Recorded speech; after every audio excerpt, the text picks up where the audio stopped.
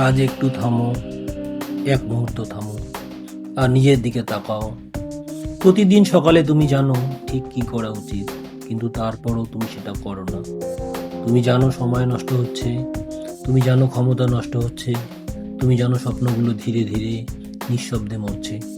তবুও তুমি নিজেকে বলো আজ না, কাল থেকে। এই কাল থেকে কথাটাই সবচেয়ে ভয়ঙ্কর মিথ্যে, কারণ কাল আসে না, আসে শুধু আজ। আর আজ যদি নষ্ট হয় তাহলে জীবনও নষ্ট হয় ধীরে ধীরে। সমস্যা এটা না যে তুমি পারো না, সমস্যা এটা যে তুমি নিজেকে কন্ট্রোল করো না। আর এই ভিডিও তোমাকে মোটিভেট করার জন্য না, এই ভিডিও তোমাকে অস্বস্তিতে ফেলার জন্য। কারণ আসল পরিবর্তন সবসময় অস্বস্তি থেকেই শুরু হয়।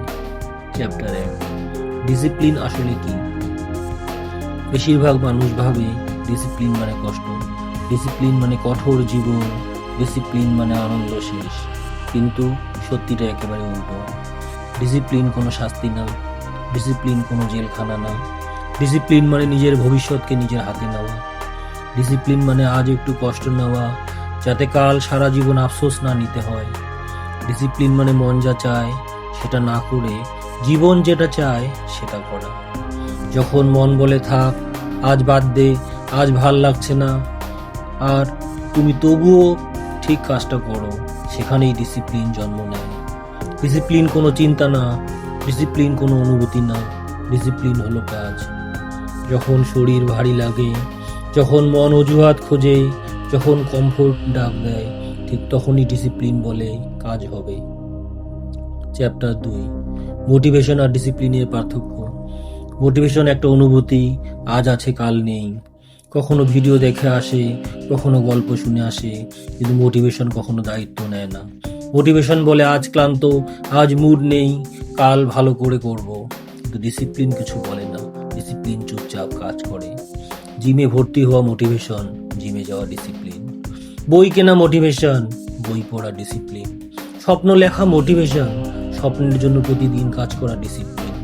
মোটিভেশন শুরু করায়, ডিসিপ্লিন শেষ করায়। এই ছোট পার্থক্যটাই বড় ফারাক তৈরি করে। চ্যাপ্টার 3, কেন ডিসিপ্লিন ভেঙে যায়?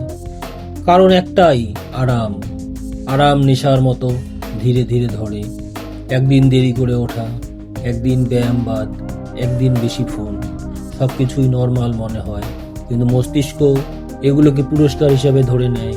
সহজ আনন্দ, তাৎক্ষণিক সুখ, ফোন স্ক্রল করা, অপ্রয়োজনীয় দেখা, অপ্রয়োজনীয় খাওয়া, সবই তাৎক্ষণিক স্বস্তি দেয়, কিন্তু ভবিষ্যতে ভয়ানক কষ্ট জমা করে। ডিসিপ্লিন একদিনে ভাঙে না, ডিসিপ্লিন ভাঙে প্রতিদিন একটু একটু করে। প্রথমে চিন্তা দুর্বল হয়, তারপর অভ্যাস, তারপর পরিচয়। একসময় তুমি আর নিজেকে ডিসিপ্লিন মানুষ ভাবো না, আর পরিচয় বদলালে আচরণও চিরতরে বদলে যায়। চ্যাপ্টার 4, ডিসিপ্লিন ভাঙার আসল দাম। ডিসিপ্লিন ভাঙলে সাথে সাথে কিছু হয় না, এটাই সবচেয়ে ভয়ঙ্কর। কোনো অ্যালার্ম বাজে না, কোনো সতর্কতা আসে না, কিন্তু ভিতরে ভিতরে কিছু একটা মরতে থাকে। আত্মসম্মান কমে, নিজের উপর বিশ্বাস নষ্ট হয়, আত্মবিশ্বাস ভেঙে পড়ে।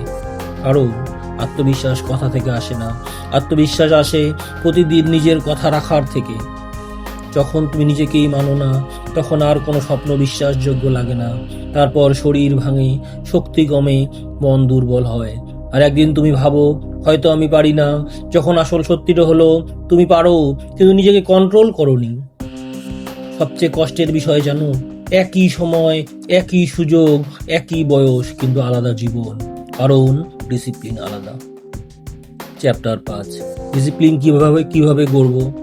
ডিসিপ্লিন বড় বড় কথা দিয়ে আসে না, ডিসিপ্লিন আসে ছোট কাজ দিয়ে। ছোট প্রতিশ্রুতি নাও, যেটা করা সহজ, কিন্তু না করলে লজ্জা লাগে। 5 মিনিট হাঁটা, 5 পাতা পড়া, একটা ভালো সিদ্ধান্ত। বড় কিছু দরকার নেই, নিয়মিত হওয়াই যথেষ্ট। নিজেকে বলো না আমি চেষ্টা করছি, নিজেকে বলো আমি একজন শৃঙ্খলাবদ্ধ মানুষ।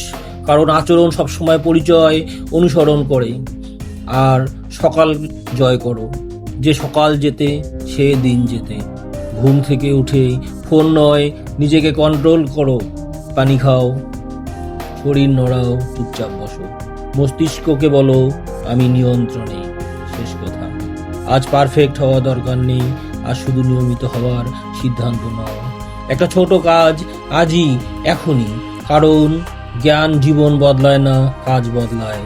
এই ভিডিওটা যদি তোমাকে অস্বস্তি দেয় তাহলে বুঝো এটা কাজ করছে।